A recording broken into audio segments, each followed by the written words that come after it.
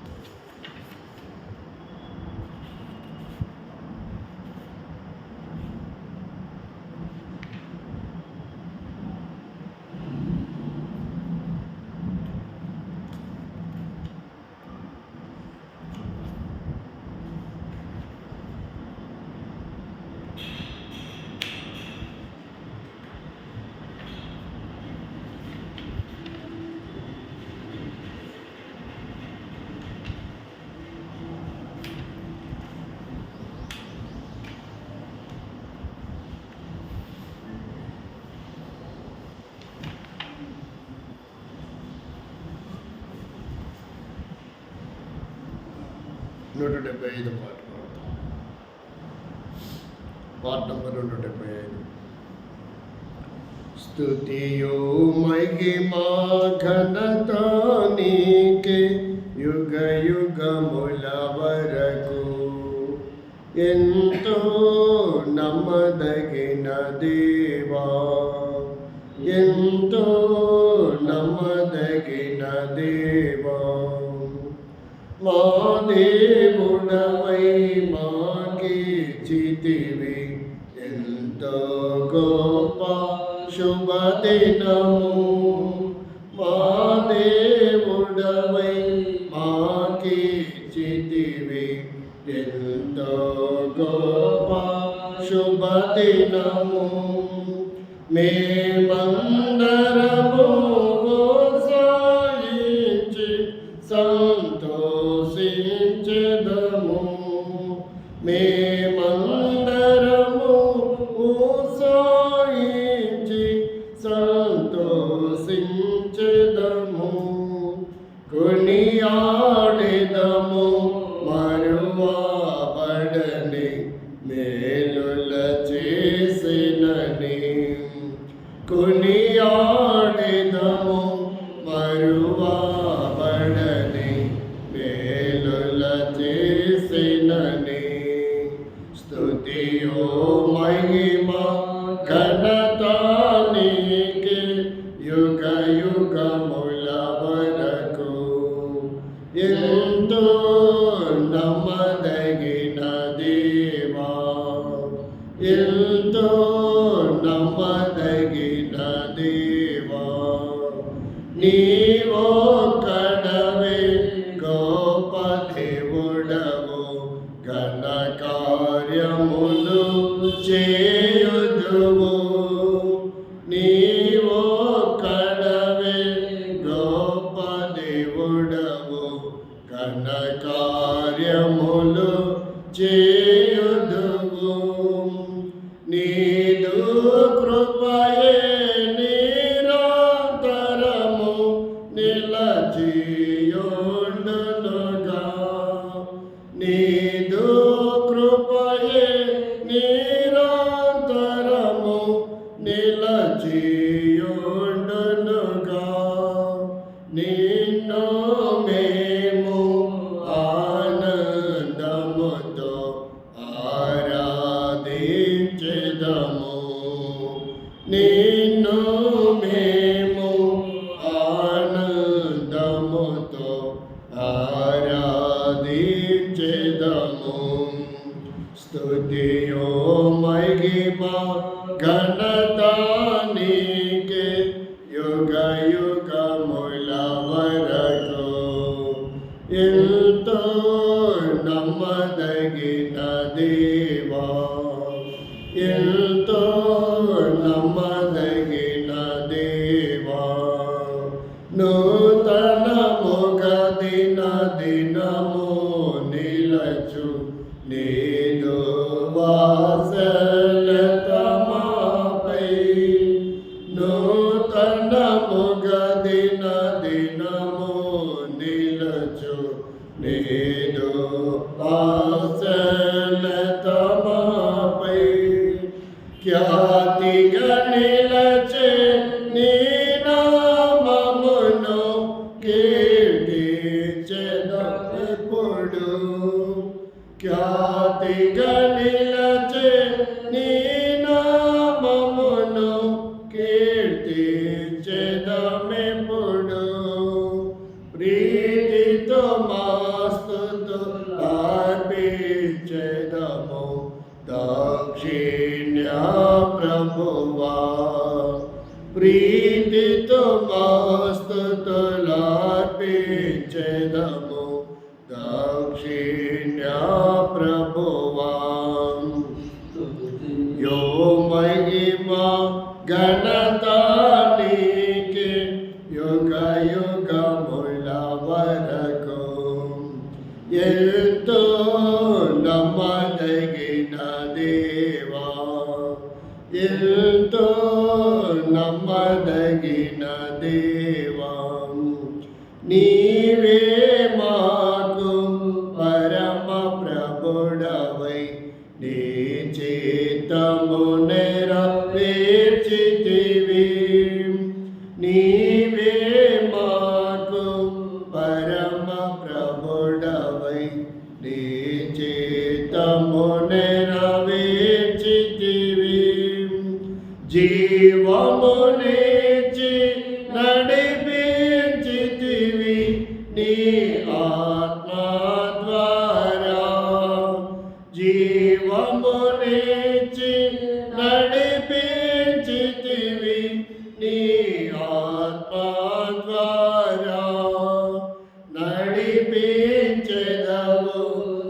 సమభూమి గల ప్రదేశములో నన్ను నడిపించెదవు.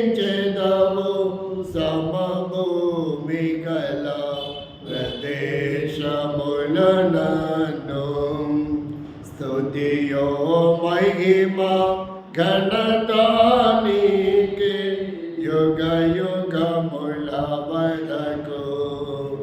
ఎంతో నమ్మదగిన దేవా, ఎంతో నమ్మదగిన దేవా, భరించితివి శ్రమలు నిందలు ఓర్చితివాని మా కొరకు. భరించితివి శ్రమలు నిందలు ఓర్చితివాని మా కొరకు. మరణము గెలిచి ఓడించితివి సాతాను బలము. మరణము గెలిచి ఓడించితివి సాతాను బలము. పరము నుండి మాకై వచ్చే ప్రభు యేసు జయము. పరము నుండి మాకై వచ్చే ప్రభు యేసు జయము. స్తుతియో మహిమ ఘనత నీకే యుగ యుగముల వరకు. ఎంతో నమ్మదగిన దేవా, ఎంతో నమ్మదగిన దేవా.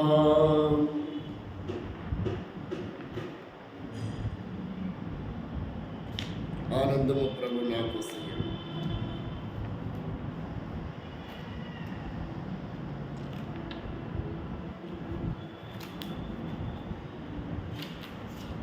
చిన్న పాట పంక్తిలో 10వ పాట.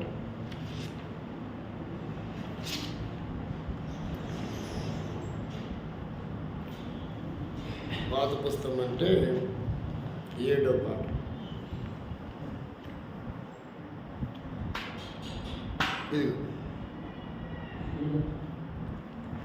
ఆనందము ప్రభు నాకు సహాయం. ఆనందము ప్రభు నాకు సగిను, నా జీవితమే మారెను. ఆనందము ప్రభు నాకు సగిను, నా జీవితమే మారెను. నాయుల్ల మందు యేసు వచ్చున్న జీవిత రాజాయను. నాయుల్ల మందు యేసు వచ్చున్న జీవిత రాజాయను. ఆనందము ప్రభు నాకు సగిను, నా జీవితమే మారెను. ప్రభుని రుచించి ఎరిగి తిని ఎంతో ఎంతో ప్రేమామూర్తి. ప్రభుని రుచించి ఎరిగి తిని ఎంతో ఎంతో ప్రేమామూర్తి. విశ్వమంతటినే గాంచలేదు విలువైన ప్రభు ప్రేమను. విశ్వమంతటినే గాంచలేదు విలువైన ప్రభు ప్రేమను. ఆనందము ప్రభు నాకు సగిను, నా జీవితమే మారెను. ఆనందము ప్రభు నాకు సగిను, నా జీవితమే మారెను. శత్రువును ఎదిరించి పోరాడేద విజయము పొంద బలముంద. స్థుతించెదను. శత్రువును ఎదిరించి పోరాడెదను. విజయము పొంద బలముందెదను. ప్రభువుతో లోకము జయించెదను. ఆయనతో జీవించెదను. ప్రభువుతో లోకము జయించెదను. ఆయనతో జీవించెదను. ఆనందము ప్రభు నాకు సగెను. నా జీవితమే మారెను. ఆనందము ప్రభు నాకు సగెను. నా జీవితమే మారెను. నా సంతోషం సముద్రపు అలలను పోలి పైకి ఉప్పొంగి ఎగయుచుండే. నా సంతోషం సముద్రపు అలలను పోలి పైకి ఉప్పొంగి ఎగయుచుండే. ఎన్నో పిలచి ఎన్నో మేలుల చేసెను. నూతన జీవమొసగెను. నన్ను పిలచి ఎన్నో మేలుల చేసెను. నూతన జీవమొసగెను. ఆనందము ప్రభు నాకు సగెను. నా జీవితమే మారెను. ఆనందము ప్రభు నాకు సగెను. నా జీవితమే మారెను.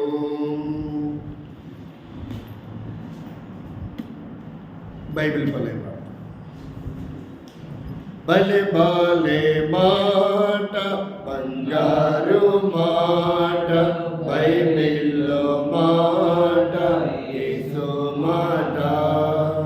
భలే బాలే మాట బంగారు మాట బైబిల్లో మాట యేసు మాట. నా జీవితాన నీ జీవితాన మరువని మాట యేసు మాట.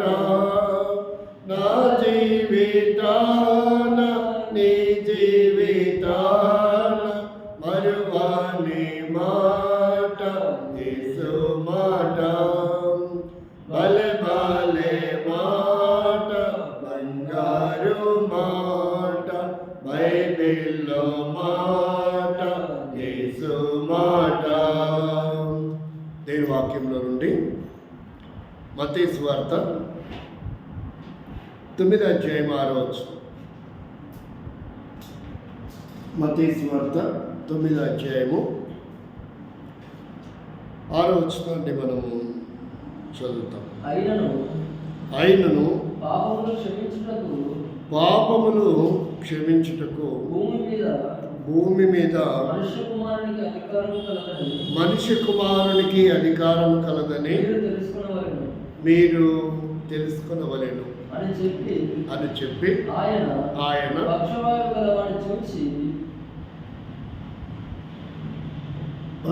గలవాన్ని చూసి నీవు లేచి నీ మంచం ఎత్తుకొని నీ ఇంటికి పొమ్మని చెప్పగా నువ్వు లేచి నీ మంచం ఎత్తుకొని నీ ఇంటికి పొమ్మని చెప్పగా వాడు లేచి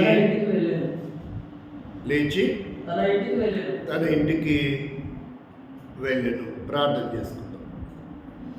ప్రేమగల తండ్రి, ఈ మాటలు మా వినికిడిలో దేవునికరంగా ఆశీర్వాదకరంగా చేయండి. మా హృదయాన్ని ఆరాధనతో నింపమని స్తుతిస్తూ వందనాలు చెల్లిస్తూ యేసుక్రీస్తు నామంలో ప్రార్థిస్తున్నాం తండ్రి, ఆమేన్. ఇక్కడ మనం గమనిస్తే ఎన్నో సంవత్సరాల నుండి ఒక వ్యక్తి తన జీవితంలో ఏం చేసి ఉన్నాడంట? 5వ వచనం 4వ వచనం నుంచి చదవండి. యేసు వారి తలంపులు గ్రహించి మీరెందుకు మీ హృదయంలో దురాలోచనలు చేయుచున్నారు? నీ పాపములు క్షమించబడి ఉన్నాయని చెప్పుట సులభమా, లేచి నడవమని లేచి నడుమని చెప్పుట సులభమా, చెప్పుట సులభమా. అయినను పాపమును క్షమించుటకు భూమి మీద మనుష్య కుమారునికి అధికారము కలదని మీరు తెలుసుకునవలెను అని చెప్పి ఈ భాగంలో మనం పరిశీలన చేస్తే ఒక వ్యక్తి దేవుణ్ణి ఆరాధించటానికి బలమైన కారణము ఏంటిది అనేది మనం పరిశీలన చేయాలి. అసలు దేవునికి మనిషికి ఉన్న సంబంధం ఏంటి, ఏ స్థితిలో ఉన్న మనిషిని ఏ స్థితిలోకి దేవుడు తీసుకొని వెళ్ళాడు. కాబట్టి మన స్థితిగతులు ఏమైనవి, పూర్వం ఏమైంటివి, ప్రస్తుతం ఏమై ఉన్నాం. ఈ సత్యం ఎప్పుడైతే మనం గ్రహిస్తామో దాన్ని బట్టి మనము దేవుడు అంటే ఏంటో తెలుస్తుంది, దేవునికి మనకున్న సంబంధం ఏంటో తెలుస్తుంది. అది ఎప్పుడైతే మనం తెలుసుకోగలుగుతామో అప్పుడు మనము ఆ జీవము గల దేవుణ్ణి ఆరాధించకుండా ఉండలేము. ఆ దేవునికి మానవుడుకున్న సంబంధమే వర్షిప్. ఆ సంబంధాన్ని ఏమని పిలుస్తారు?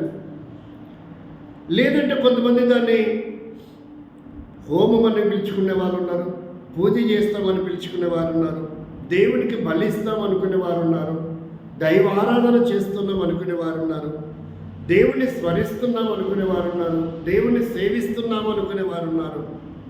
అంటే రకరకాల పదాలతో దేవునికి మనిషికి సంబంధము కలిగిన పరిస్థితులు మనం చూస్తున్నాం. కాబట్టి ఈ ఉదయకాలము ఒక వ్యక్తి ఆరాధించే స్థాయికి ఎలా ఎదుగుతాడు, అసలు ఆరాధన చేస్తున్నటువంటి ఆరాధనకర్త, సృష్టికర్త అయినటువంటి దేవుణ్ణి భూనివాసి అయినటువంటి మనిషి ఏ విధంగా అనుసంధానం చేయబడతారు, దేవునితో ఎలాంటి స్థాయి వారు పొందుతారు అనే విషయాలని ఒక వ్యక్తి క్యారెక్టర్ ద్వారా మనము పరిశీలన చేస్తాం. మొదటి 2 వచనాలు చదవండి. మత్తయి సువార్తలో ఈ 9వ అధ్యాయంలో మొదటి 2 వచనాలు చూస్తే, తరువాత ఆయన దోణి ఎక్కి సముద్రము దాటి పట్టణంలో ప్రవేశింపగా ఇదిగో జనులు పక్షవాయుతో మంచము పట్టి ఉన్న ఒకరిని ఆయన యొద్దకు తీసుకొని వచ్చిరి. యేసు వారి విశ్వాసాన్ని చూసి, కాబట్టి ఇక్కడ ఇతనికి ఎన్ని సంవత్సరాల నుంచి సంభవించిందో, ఎలాగైతే అతని యోగక్షేమమును కోరటం కాదు కానీ అతను ఆ స్థితిలో నుంచి పరిపూర్ణమైన ఆరోగ్యవంతుడు అవ్వాలి అనేది ఆ నలుగురు వ్యక్తులకున్న ఆలోచన. మంచాన్నంట మోసుకొని వచ్చారు, పరుపుతో పాటు తీసుకొచ్చారు అతన్ని. ఇక్కడ మనం పరిశీలన చేస్తూ ఉంటే ఇక్కడ పాపమును భరించినటువంటి వ్యక్తులు, అతని భారమును భరించిన వ్యక్తులు మనకు కనబడుతున్నారు. రెండవది, అతనికి ఆ స్థితిలో నుండి విముక్తిని చేస్తున్నటువంటి ఒక సృష్టికర్త దేవుడు మనకు కనబడుతున్నాడు. అయితే ఆ స్థితిలో నుంచి తను పరిపూర్ణ ఆరోగ్యవంతుడు అవ్వాలి అంటే అతనికి భౌతిక సంబంధమైన పాపరోగము నుంచి విముక్తి పొందాడు. కానీ మనమైతే ఆత్మ సంబంధమైన రోగము నుండి మనం విముక్తులకు కావాల్సింది. అప్పుడే ఎవరైతే ఆరాధిస్తారంటే ఆత్మ సంబంధమైన రోగము నుంచి ఎవరైతే విముక్తి పొందుతారో వారు దేవుణ్ణి ఆరాధించగలరు. ఎప్పుడైతే భౌతిక సంబంధమైన రోగం నుంచి విముక్తిని పొందుతారో వారు యేసు వైపు తిరగడానికి అవకాశాలు వస్తాయి, లేక యేసుని నమ్మటానికి అవకాశాలు వస్తాయి, లేక యేసుని పూజించడానికి అవకాశాలు వస్తాయి. కాబట్టి భూమి మీద కొన్ని మిరకల్స్, కొన్ని అద్భుతాలు, కొన్ని సూచక్రియలు జరిగితే వారు ఏ నామాన్ని పూజించి సేవించేవారైనా యేసుక్రీస్తుని నమ్మడానికి అవకాశాలు ఉన్నాయి, యేసుక్రీస్తు వైపు తిరగడానికి అవకాశాలు ఉన్నాయి. ఇక్కడ చూస్తూ ఉంటే ఇక్కడ 2 రకాలు, మొత్తము ఇక్కడ 3 రకాల గుంపులు మనకు కనపడుతున్నాయి. ఒక గుంపు ఏంటంటే లేక ఒక జాబితా, అతని యోగక్షేమం కోరే జాబితా ఒకటి కనపడుతుంది. రెండవది తాను ఎలాగైనా బాగుపడడానికి ఒక అవకాశం కొరకు ఎదురు చూస్తున్నట్టు కనబడుతుంది. మూడవది యేసుక్రీస్తు మీద నిందలు మోపే జాబితా కనబడుతుంది.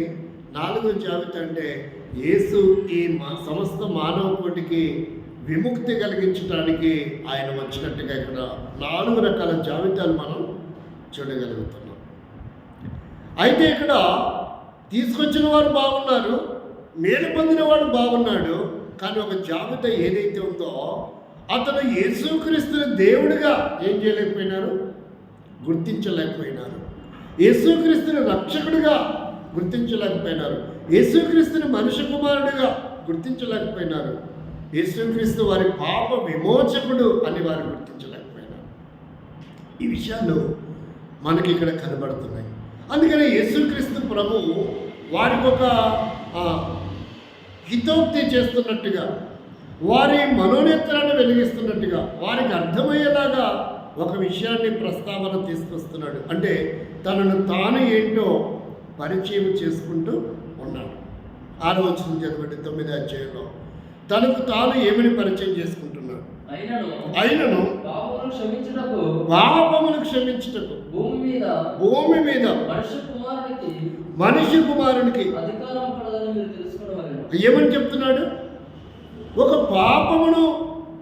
పాపిని అని కాదు, కానీ పాపములను క్షమించడానికి నాకు అధికారం ఉంది అని చెప్పలేదు. అది చాలామంది ఫీలింగ్స్ అనమాట.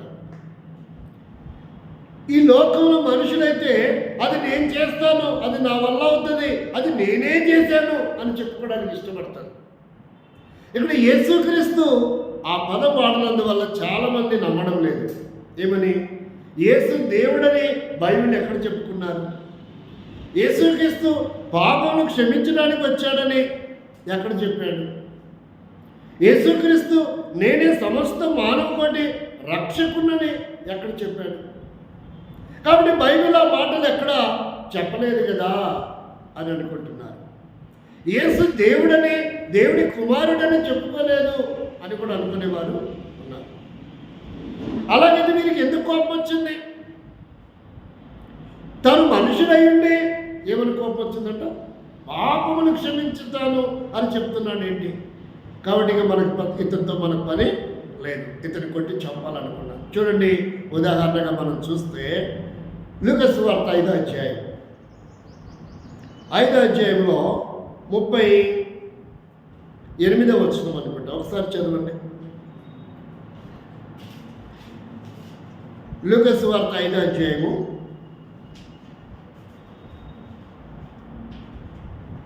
అయితే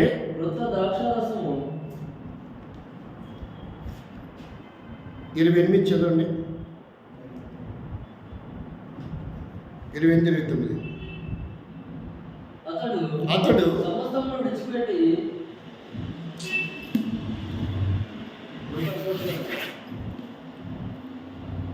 యోహాను సువార్తలో 5వ అధ్యాయము 38వ వచనం.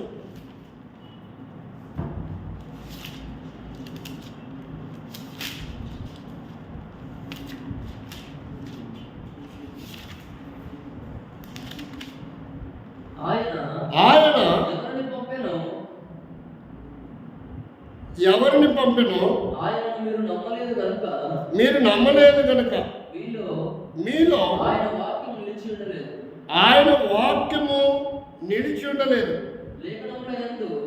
లేఖనముల యందు మీకు నిత్య జీవము కలదని తలంచుచు వాటిని పరిశోధించుచున్నాడు. అవే నన్ను గురించి ఏమని చెప్పుకుంటున్నాడు?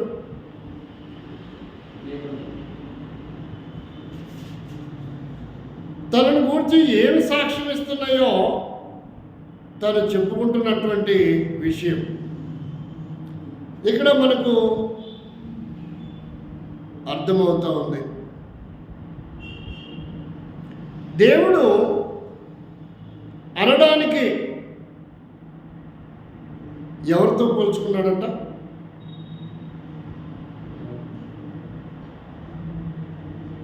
కనపడలేదా?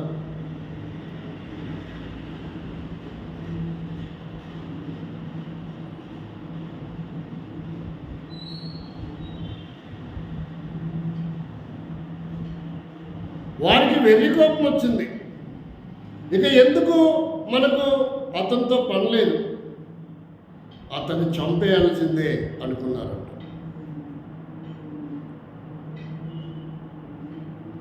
తాను మనుషులై ఉండి దేవునితో సమానుడిగా చేసుకుంటున్నారని వారికి కోపం వచ్చింది. ఏమైందంట? అంటే తను దేవుడని చెప్పుకున్నాడా లేదా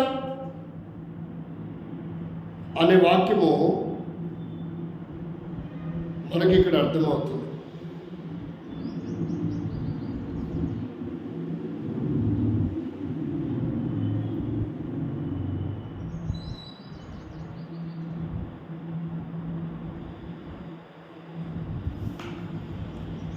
బైబిల్ చూస్తే యేసుక్రీస్తుకు ఏ అవకాశం, ఏ అధికారం ఉందంట? మార్క్స్ వార్త 2:10 కూడా చదవండి. మార్క్స్ వార్త 2:10.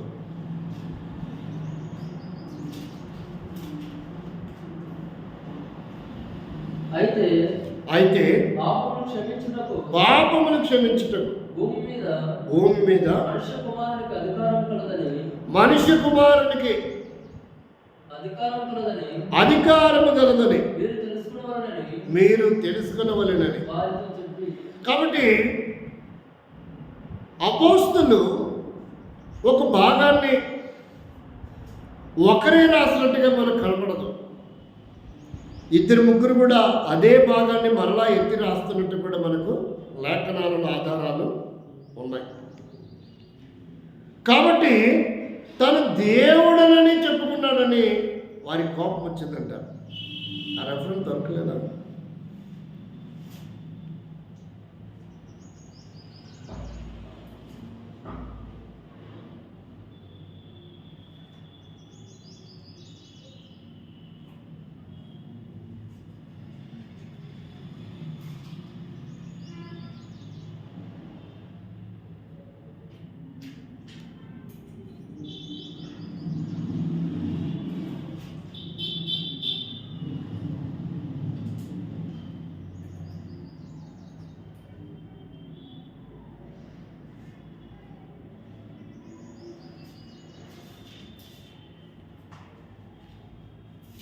యోహాను సువార్త 5వ అధ్యాయంలో ఉంటుంది.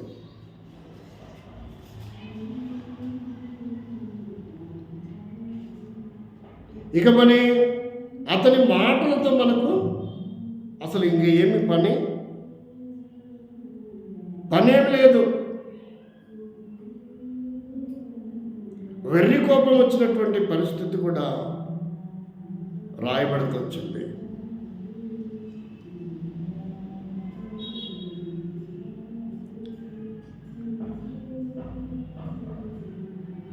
ఘోరమైన పరిస్థితిలో తన జీవితము గడుపుతూ వచ్చాడు. వాస్తవికంగా తన పక్షవాతము నుండి కనబడుతున్నాడు,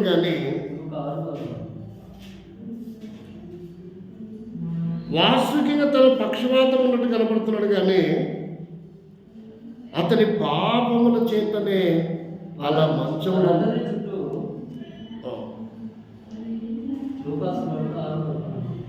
లూకా సువార్త 6 ఒకసారి చదవండి. అప్పుడు వారు వెర్రి కోపంతో నిండుకొని యేసును ఎందుకని వెర్రి కోపం వచ్చిన దానికి తన భయభాగం చదవాలి. కరెక్ట్ సబ్జెక్ట్ లింక్ ఉండాలి. అసలు కోపం రావడానికి గల బలమైన కారణాలు ఏంటి?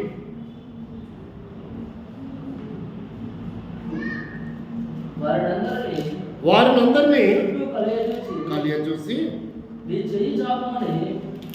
వాడితో చెప్పాను. వాడు అలా చేయగానే వాడి చెయ్యి బాగుపడాడు.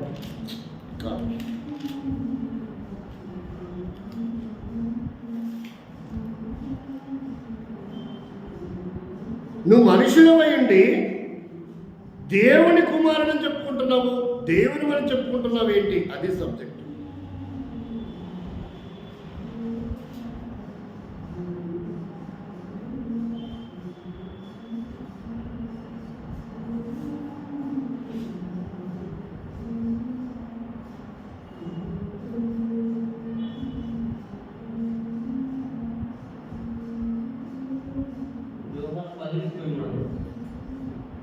ఒకసారి చదవండి. అందుకు యూదులు నీవు మనుషుడవై ఉండి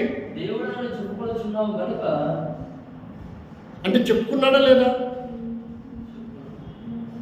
నేనే దేవుణ్ణని చెప్పలేదు, అక్కడ చెప్పుకున్నట్టుగా రాయకుంది, ఆధారాలు ఉన్నాయి. అంటే వారు చెప్పుకుంటే వాళ్ళ కోపం వచ్చిండదా? చెప్పుకోకపోతే తెలిసిండదా?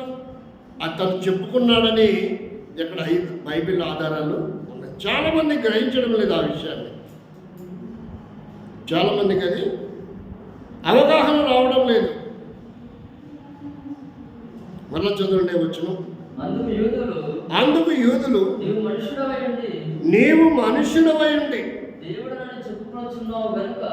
అంటే చెప్పుకున్నాడా చెప్పుకోలేదనా? ఈ వాక్యం చెప్పడం, ఈ వాక్యం వల్ల అర్థం ఏంటి?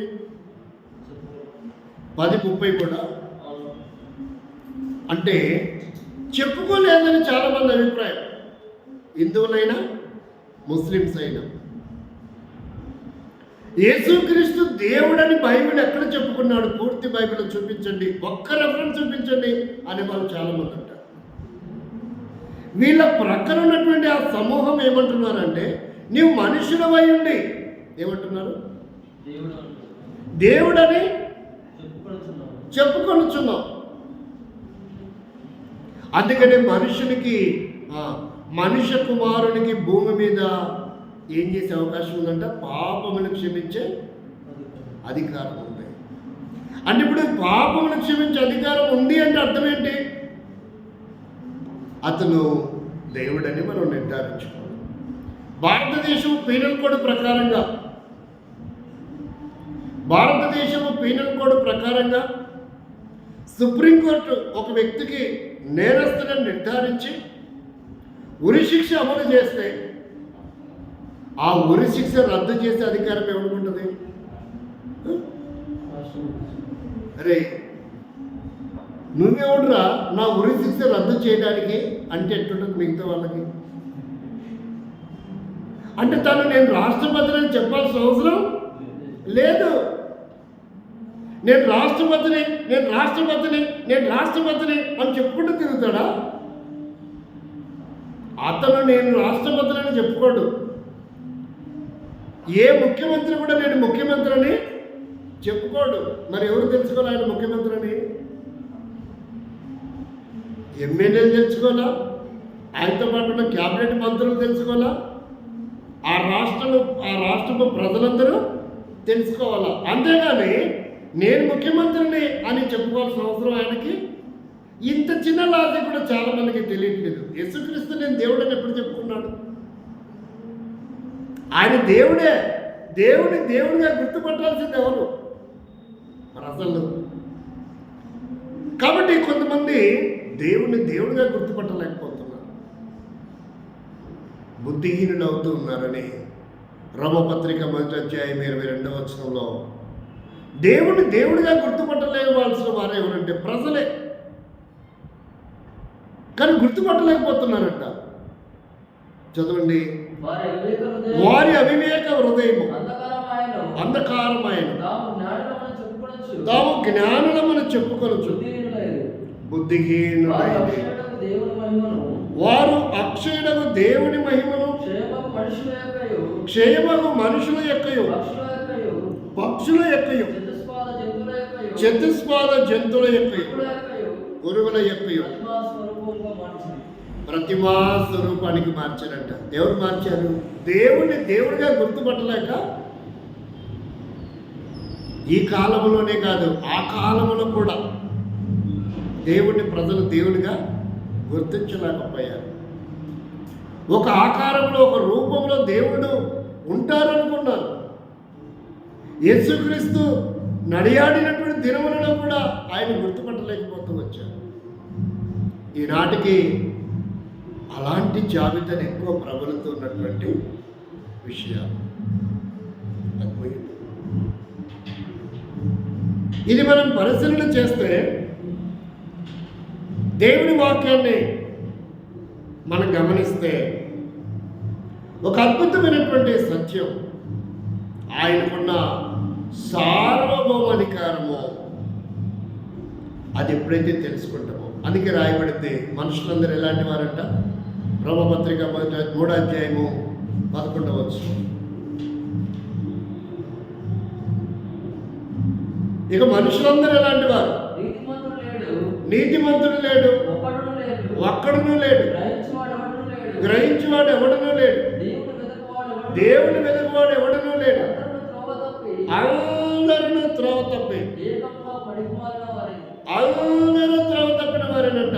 భూమి మీద మానవాళిగా పిలువబడుతున్న వారు ఎవరైనా సరే, చదువుకున్నా చదువు లేకపోయినా, స్త్రీలైనా పురుషులైనా, విద్యావంతులైనా, ధనఘనతలున్నా, రాజకీయంలో ఎన్ని అందలెక్కినా, ఏ స్థానంలో ఉన్నా మనుషులందరూ అని రాయబడుతుంది. అందుకని 3:23 వచనంలో ఏ భేదములు లేదు, అందరూ కూడా ఏమైనారు? అందరూ ఏమైనారు? అందరూ ఏమైనారు? 3:23లో అందరూ అంటే భూమి మీద మానవ జాతి, మానవ కోటి అందరూ, వారు ఏ దేశస్తులైనా, ఏ రాష్ట్రానికి, ఏ భాషకు చెందినవారైనప్పటికీ ప్రపంచంలో ఈ 6 ఖండములలో, 7వ ఖండంలో మనుషులు ఉంటారా? 6 ఖండములలో నివసిస్తున్న మానవ కోటి అందరూ ఏమైనారంట? పాపము చేసి దేవుడు అనుగ్రహించే మహిమకు దూరస్థులైపోయి వచ్చినారు. వారి పాపములు దేవునికి ఏం చేస్తూ వచ్చాయి? దూరం చేస్తూ వచ్చాయి.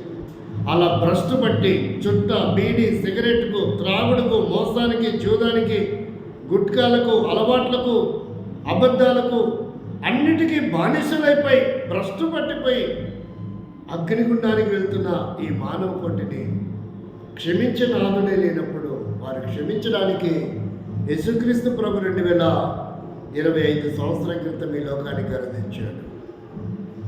ఏం చేయడానికంటే క్షమాభిక్ష పెట్టడానికి, క్షమించడానికి, హక్కును చేర్చుకోవడానికి, అగ్నిగుణం తప్పించడానికి. ఆయన సృష్టికర్త అయిన దేవుడు మానవాకారంలో ఈ లోకానికి వచ్చాడు. పాపమును క్షమించాలి, పాప పరిహారము జరిగించాలి, రక్త పురోక్షణ జరిగించాలి.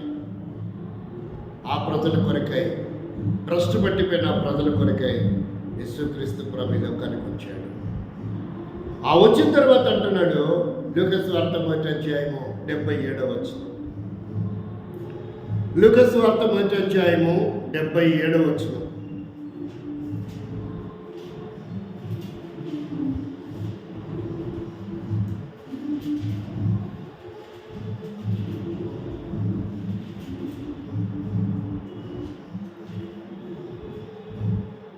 మొదటి అధ్యాయము 77వ వచనం.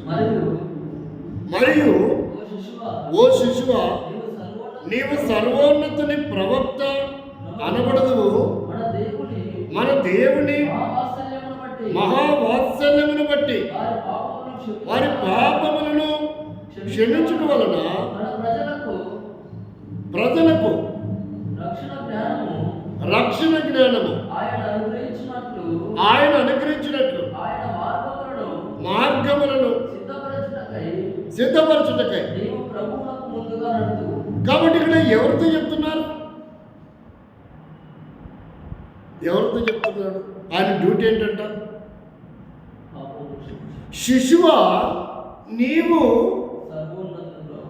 సర్వోన్నతుని ప్రవక్త అనబడదు, మన దేవుని మహావాత్సల్యమును బట్టి వారి పాపములను క్షమించగలిగినటువంటి వాడు, పాపములను క్షమించగలిగిన వాడు. కాబట్టి దేవుని వాక్యాన్ని మనం పరిశీలన చేస్తే ఈ లోకములో ఏదైనా సహాయం చేయగలరు, కానీ మనం చూస్తాం దాతలు అంటారు. రక్తదానం చేస్తారు, నేత్రదానం చేస్తారు, అవయవ దానం చేస్తారు, స్థలాలు దానం చేస్తారు. కానీ ఏది దానం చేయలేరంటే ప్రాణమును దానము చేయలేరు. ప్రాణమును దానముగా ఇవ్వగలిగిన వారు లేరు ఈ విశ్వంలో. కాబట్టి ఇక్కడ మనం పరిశీలన చేయగలిగినట్లయితే లూకా సువార్త 5వ అధ్యాయము 24వ వచనం. లూకా సువార్త 5వ అధ్యాయం 24వ వచనం. అయితే పాపములు క్షమించుటకు భూమి మీద మనుష్య కుమారునికి అధికారము కలదు. ఆయన క్షమించలేనటువంటి పాపము ఈ విశ్వంలో మరొకటి కూడా, ఆయన క్షమించలేనటువంటి పాపం విశ్వంలో అసలు లేనే లేదు. ఎంత ఘోర పాపైనా. అందుకే ఆయన ఆహ్వానించాడు, ప్రయాసపడి భారం మోసుకొచ్చిన సమస్త జనులారా రండి, నేను మీకు వేసాను. ఇలా రండి అన్న నాదుని లోకంలో ఎవరు లేదు. పాత నిబంధనలు మనం చూస్తే పాత నిబంధనలు కూడా ఏమని రాయబడుతుందో నెహెమ్యా గ్రంథం 9వ అధ్యాయము 17వ వచనం ఒకరు చదవండి. కీర్తన 86:5వ వచనం ఒకరు చదవండి. నెహెమ్యా గ్రంథం 9వ అధ్యాయం 17వ వచనం.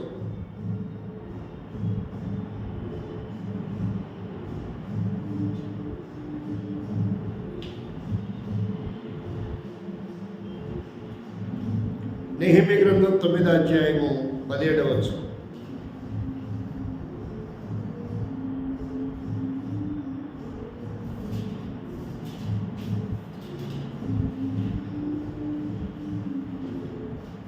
కీర్తన కంటే ముందుంటుందా ఇచ్చిన నెహెమ్యా.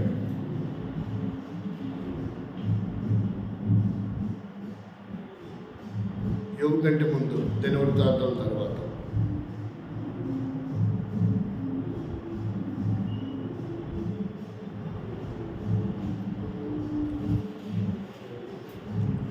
తొమ్మిదో అధ్యాయం 17వ వచనం. హెజ్రా నెహెమ్యా 9వ అధ్యాయం 17వ వచనం. వారు విధేయులగుటకు మనసు లేని వారై తమ మధ్య చేసిన అద్భుతములను జ్ఞాపకము చేసుకొనక మనస్సును కఠినపరచుకొని దాస్యము దేశములకు తిరిగి వెళ్ళుటకు అధికారిని కోరుకొని తిరుగుబాటు చేసిరి. అయితే క్షమించుటకు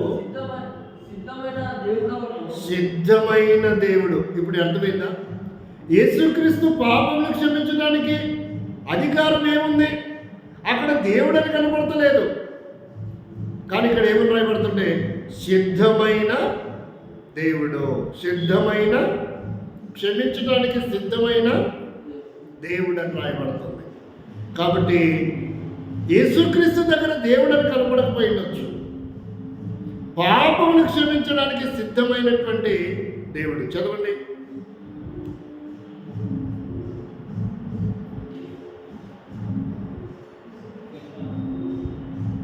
అదే ఇంకా ఆగలేదు కదా. క్షమించుటకు సిద్ధమైన దేవుడు,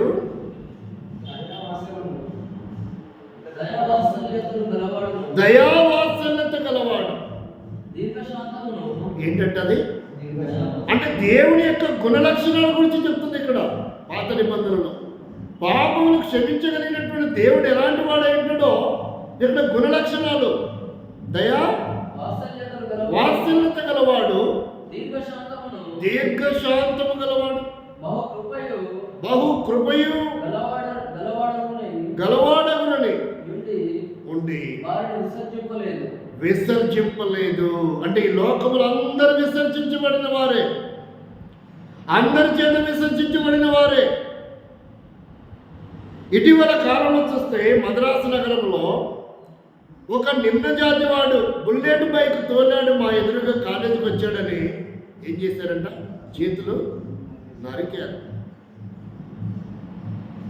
ఇంకా 150-200 సంవత్సరాలు వెనక్కి వెళ్తే ఎలాంటి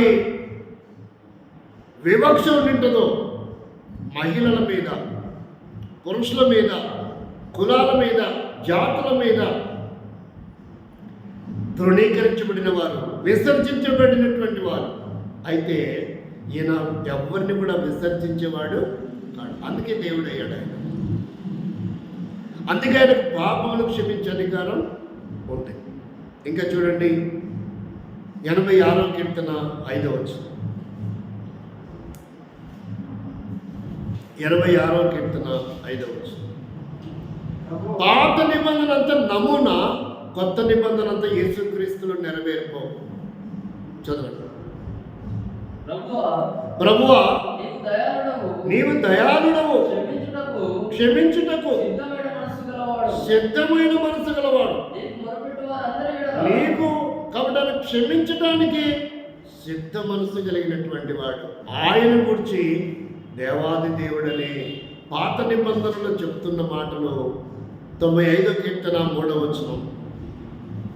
95వ కీర్తన 3వ వచనం. యెహోవా మహాదేవుడు దేవతలందరికి పైన. కాబట్టి యెహోవా మహాదేవుడు అని రాయబడింది ఇక్కడ. చాలా మందికి ఉన్న డౌట్ ఏంటంటే, క్రైస్తవులకి 3 దేవుడు. క్రైస్తవులకి ఎంతమంది దేవుడు అనుకుంటున్నారు? 3. 1 యెహోవా దేవుడని, 2 యేసుక్రీస్తు దేవుడని, 3 పరిశుద్ధాత్మ కూడా దేవుడు. కాబట్టి ఇందులో కూడా 3 దేవుళ్ళు. క్రైస్తవులు కూడా 3 దేవుళ్ళు. తప్పేముంది? మాదే వాళ్ళు కాపీ చేశారు అనుకుంటున్నారు. క్రైస్తవులకు 3 దేవుడు కాదు, 3 వేరువేరుగా కనపడే ఒక్క దేవుడే.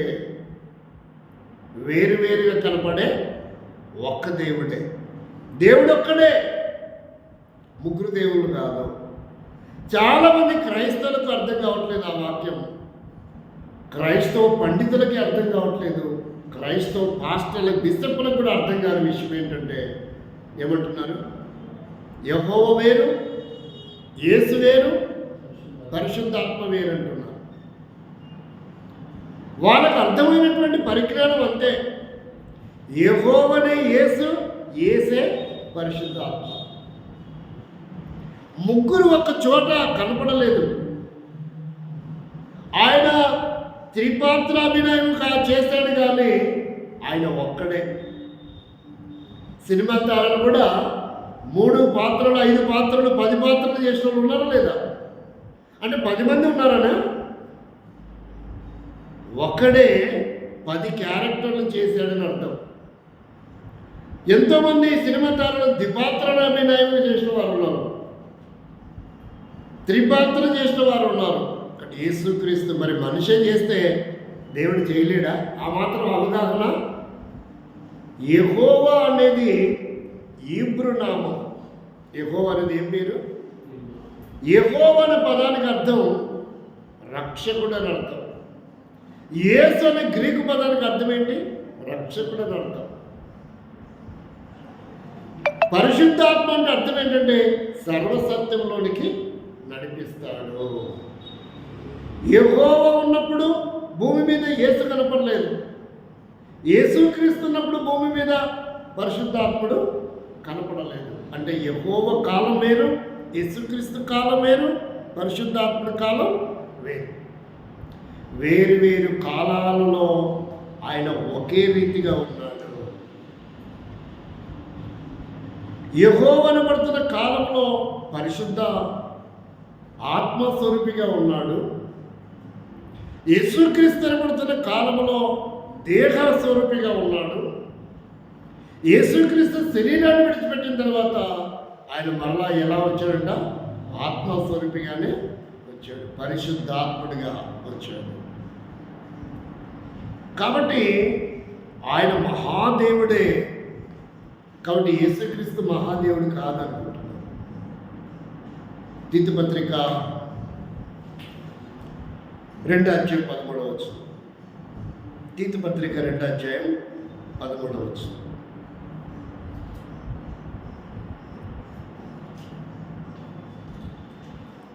తిమోతి పత్రిక పక్కనే ఉంటుంది, 2వ పత్రిక పక్కన. తీతు పత్రిక 2:13.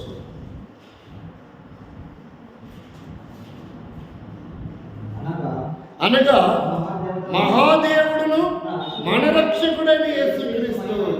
ఇప్పుడు అర్థమైందా? యెహోవా మహాదేవుడు అంటే యెహోవా వేరు, యేసు వేరు కాదు. మహాదేవుడిగా పిలువబడుతున్న యెహోవా కొత్త నిబంధనలో యేసుక్రీస్తు ఏమని పిలువబడ్డాడు? మహాదేవుడును మన రక్షకుడైన యేసుక్రీస్తు. కాబట్టి పాపములు క్షమించే అధికారము మహాదేవుడైనటువంటి యేసుక్రీస్తు వారికి ఉంది. ఇప్పుడు ఎవరి పాపములైతే క్షమించబడతాయో, ఎవరైతే దేవుడికి దూరస్తులుగా ఉంటారో, దేవుని ఆరాధించకుండా జీవిస్తారో, లోకములో మాలిన్యంలో జీవిస్తారో, పాపములో జీవిస్తారో, వారిని విడిపించడానికి ఆత్మ సంబంధమైన రోగం, భౌతిక సంబంధమైన రోగం కూడా. ఇప్పుడు ఏం చేయాలంట? ఎవరి పాపలు క్షమించబడతాయో, ఎవరైతే యేసుక్రీస్తుని దేవుడికి అంగీకరిస్తారో, ఎవరైతే మేలు పొందుతారో వారు ఏం చేయాలంటే అపొస్తలుల కార్యం 3:3. వారు స్వస్థత పొందిన తర్వాత, మేలు పొందిన తర్వాత ఏం చేస్తారు? ఇక్కడ రాశాడు, పేతురును యోహానును దేవాలయంలో ప్రవేశింపబోనప్పుడు వాడు చూచి భిక్షమడగగా పేతురును యోహానును వారిని తేరి చూసి మా తట్టు చూడమని వారు వారి యందు ఏమైనా దొరుకునేమని కనిపెట్టచ్చు. వారి యందు లక్ష్యం ఉంచను. అంతట పేతురు వెండి బంగారం ఆయన లేవు గాని నాకు కలిగింది నీకు ఇస్తా. నజరేయుడైన యేసుక్రీస్తు నామములో నడువని చెప్పి కుడి చేయి పట్టుకొని లేవనెత్తగా వెంటనే వారి పాదములో చీలమండలము బలము పొందెను. వాడు దిగ్గున లేచి నిడిచి నడుచుచు గంతులు వేయచ్చు, దేవుని స్తుతించుచు. కాబట్టి ఇప్పుడు ఎన్నో సంవత్సరాలు దేవాలయం వెలుపట జీవించిన జీవితము మేలు పొందిన తర్వాత ఇప్పుడు ఎక్కడికి వెళ్ళాడంట? దేవుని స్తుతించి దేవాలయంలోనికి, అంటే ఇప్పుడు సమీపస్తుడవుతూ వచ్చాడు.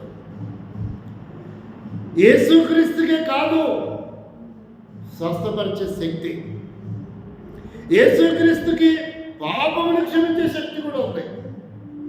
శిష్యులకి స్వస్థపరిచే శక్తి మాత్రమే ఉంది, కానీ పాపమును క్షమించే శక్తి లేదు.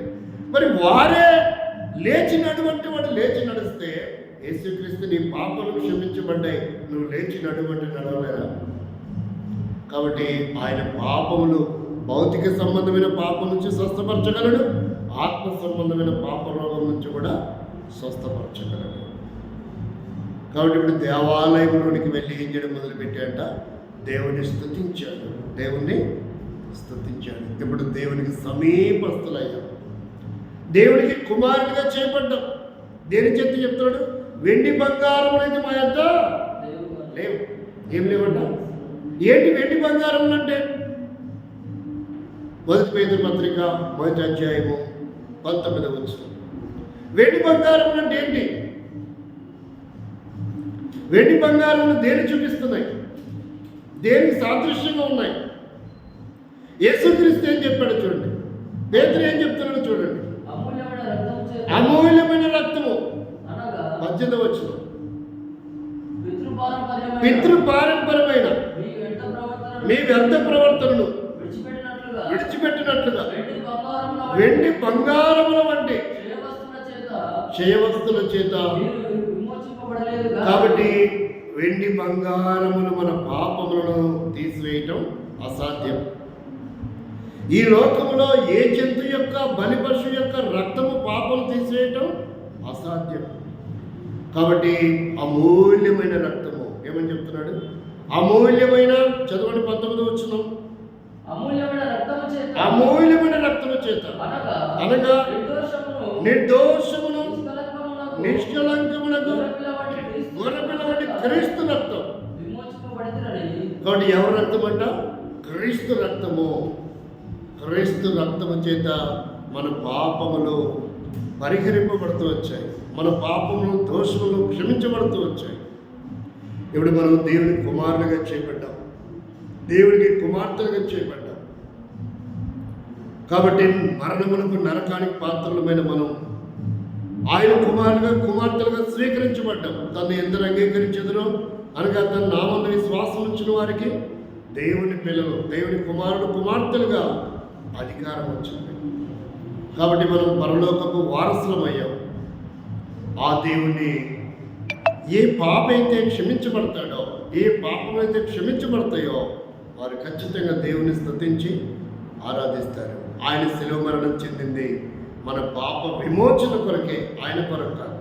కొంతమంది 3 బేకులు పీక్కోలేదు, ఆయన రక్షించుకోలేదు అనుకుంటారు. ఆయన బేకులు పీక్కో కాదు, రక్షించుకోవడం కాదు, మన విమోచన కొరకై ఆయన కలువరిశరుడు దగ్గర పశుగా బలిగా చేయబడ్డాడు. ఆయన తను అప్పగించుకోకపోతే సమస్త మానవ కోటికి పాప క్షమాపణ కలిగి ఉండేది కాదు. దేవుని ఆరాధించే అనుభవంలోనికి వచ్చేవారం కాదు, పాప క్షమాపణ పొందిన వారం కాదు, దేవుని కుమారులయ్యే వాళ్ళం కాదు, ఆ దేవుని రాజ్యానికి వారసులమై ఉండేవాళ్ళం కాదు. ఎవరి పాపంలో అయితే క్షమించబడలేదో వారు ఆరాధించే అర్హత లేనటువంటి వారు. ఎవరి పాపలు క్షమించబడి యేసు రక్తంలో కడగబడి ఆయన కుమారులుగా చేయబడుతూ వచ్చామో మనము దేవుని స్తుతించి దేవుని ఆలయంలోనికి ప్రవేశించే గొప్ప ధన్యత. ఈరోజు ఈ లోకాన్ని విడిచిపెడితే ఆ నిత్య రాజ్యంలో ప్రవేశం పొందే ధన్యత కూడా దేవుడు మనకు అనుగ్రహించాడు. గుర్తెరగడమే మనం ప్రభుని ఆరాధిస్తాం. మోకరించండి, ప్రభుని మనం క్లుప్తంగా బిగ్గరగా ఆరాధన చేస్తాం. జీవం మా తండ్రి,